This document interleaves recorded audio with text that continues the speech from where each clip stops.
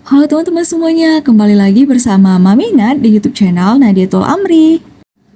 Hari ini saya mau membuat sebuah snack dari bahan yang sangat-sangat ekonomis tapi bisa menghasilkan sesuatu yang luar biasa banget. Dan bahannya itu sangat dekat dengan lingkungan kita sekitarnya. Untuk itu teman-teman harus ikuti ya video ini sampai selesai.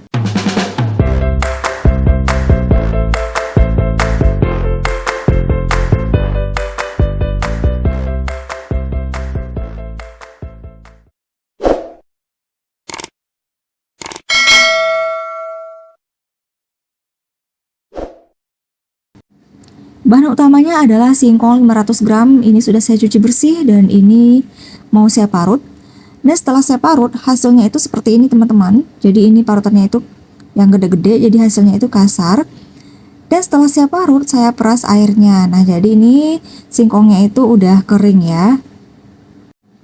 Lanjut saya masukkan tepung tapioka 3 sendok makan. Nah ini takarannya itu 3 sendok takarnya yang menggunung ya teman-teman. Lalu santan 65 ml ditambah air 185 ml. Sini saya pakai santan kelapa yang kemasan. Lalu saya masukkan gula pasir 6 sendok makan. Nah, ini enggak yang menggunung, yang standar aja.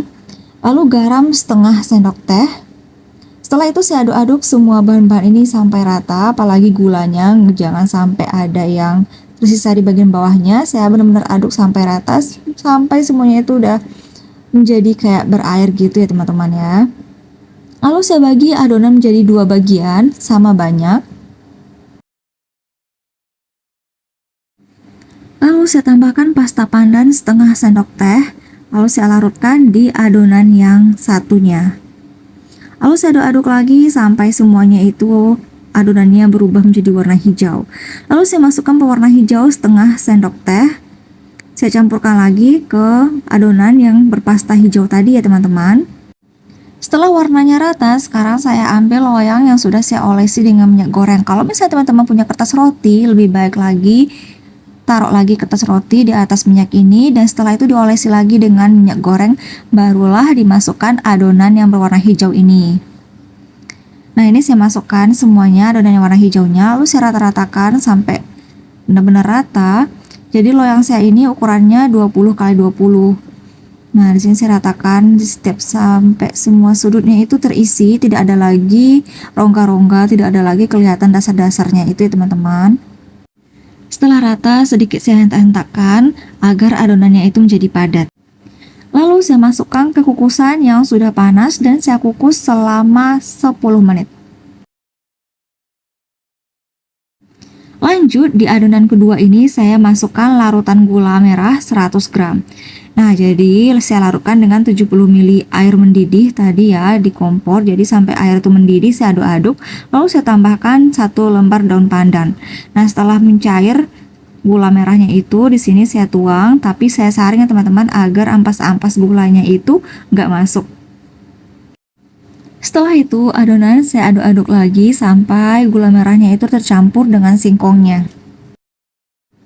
Setelah 10 menit kukusan saya buka dan sekarang saya masukkan adonan yang kedua yang sudah tercampur dengan gula merah. Nah, di sini cara ngasihnya itu saya tebar di setiap ruang yang ada di bagian ini. Nah, jadi nggak saya tumpuk di satu di tengah aja teman-teman, karena nanti ketika meratakannya itu agak susah. Nah, kalau disebar seperti ini meratakannya agar lebih cepat dan lebih gampang. Nah, ini saya ratakan, jangan sampai ada sisi-sisinya yang berongga. Setelah rata seperti ini, kukusan saya tutup lagi dan saya kukus selama 30 menit.